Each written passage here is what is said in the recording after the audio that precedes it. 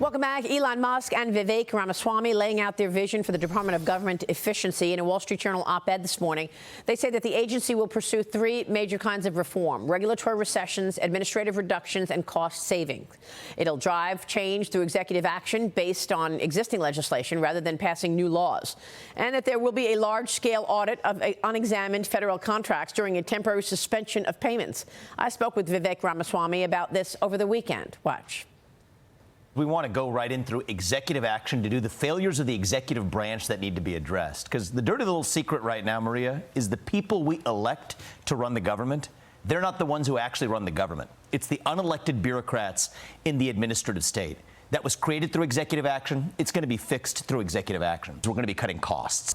Over $500 billion that's spent every year right now was not even authorized by Congress in the first place. Part of this is exposing for the public the extent of that rot and waste, but then to take steps first through executive action and then laying the groundwork for broader change through legislation as well to rein in that deficit, to rein in that budget. We expect mass reductions. We expect certain agencies to be deleted outright. We expect mass reductions in force in areas of the federal government that are bloated. We expect massive cuts among federal contractors and others who are overbilling the federal government.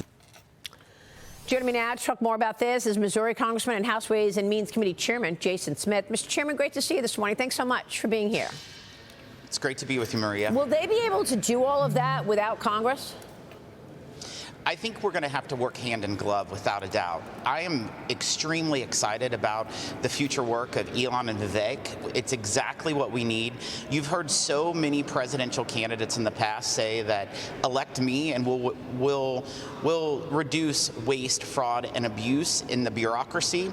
I think these two, being outsiders and also very successful businessmen that know how to streamline an organization, it's exactly the recipe we need up here. And then Congress needs to act on their recommendations.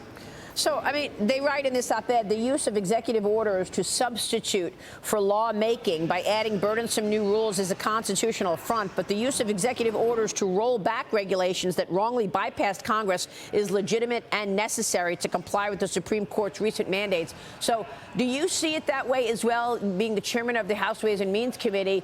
Have you seen bureaucrats push through, quote-unquote, laws that bypassed Congress? Maria, I agree with Elon and Vivek 1,000,000% on that statement, because we have seen bureaucrats try to control Washington and try to control the American people. We've seen this administration add more than $1 trillion in spending just by the stroke of a pen through executive action. We see agencies passing rules and regulation that conflict with federal law, and they need to be held accountable. It needs to be cleaned up, and you bet President Trump's going to reverse this process. Now, let me ask you about the business before year end. We're less than a month away from a potential government shutdown on December 20th. Speaker Johnson pushing for another continuing resolution, which would extend the deadline into early 25 and into Trump's second term. But some Republicans are coming out against that plan again. Congressman, they want Congress to pass a full-year deal in December so Trump can quickly move his agenda forward and not be slowed down by a funding fight. Maya McGinnis says lawmakers have a number of items to consider before the end of the calendar year, many of which could prove to be a major budget buster. Tell us what's priorities right now on your desk, Mr. Chairman. You know, I'll tell you right now, we need to take numerous things off of the desk so that President Trump doesn't have to deal with that whenever we come to Washington, D.C. One thing that we'll make sure is that government funding is taken care of appropriately.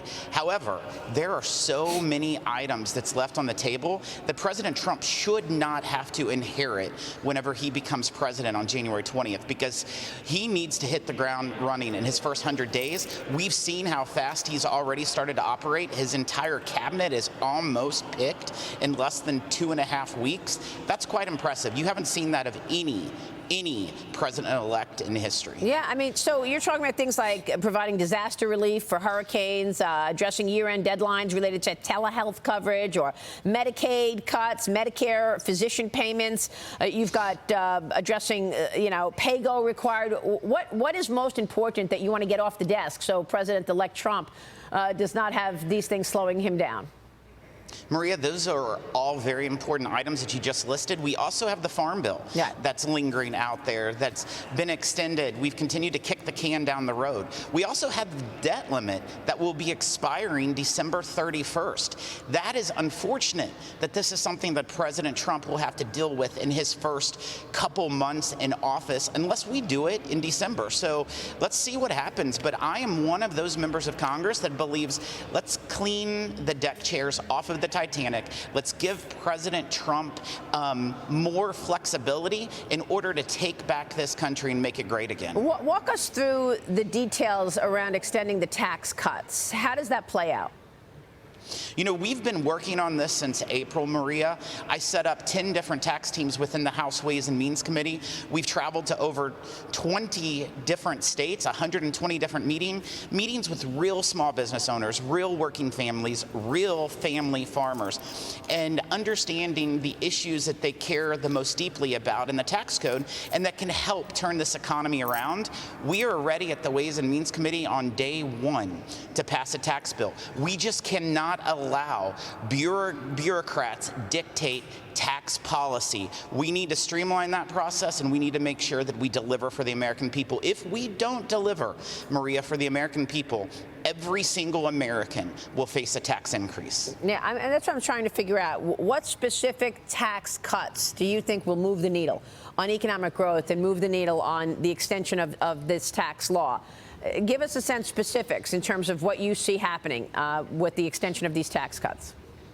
One of the biggest tax breaks that is going to expire at the end of next year is something that they refer to, Maria, as Section 199A. I call it the small business deduction. It affects pass-throughs, LLCs, subchapter S's, and that's a 20% deduction to try to give it equal parity to the corporation rate. That will completely expire, and you'll see the average business face a 43.4% tax rate if Congress does nothing. You look at 70% of all businesses in America are pass-throughs. They cannot afford a tax rate higher than that of communist China.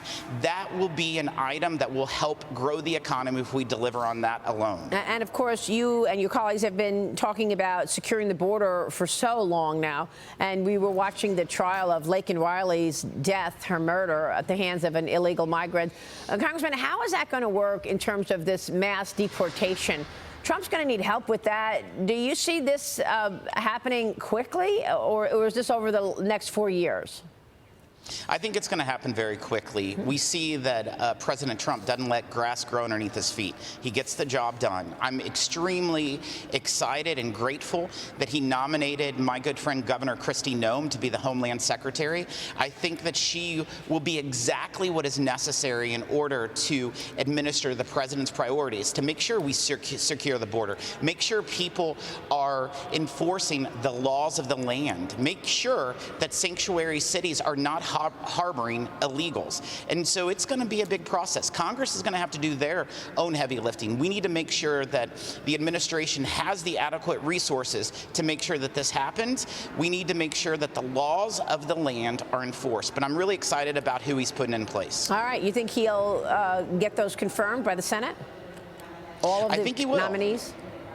Well, I don't know if all of the nominees, but I will say that the majority. I'm extremely thrilled with a lot of the nominees like Tulsi Gabbard, Kristi Noem, Doug Collins, Elise Stefanik. There's a lot of really, really good winners there. Congressman, it's good to see you this morning. Thanks so much. Thanks, Maria. Chairman Jason Smith. We'll be right back.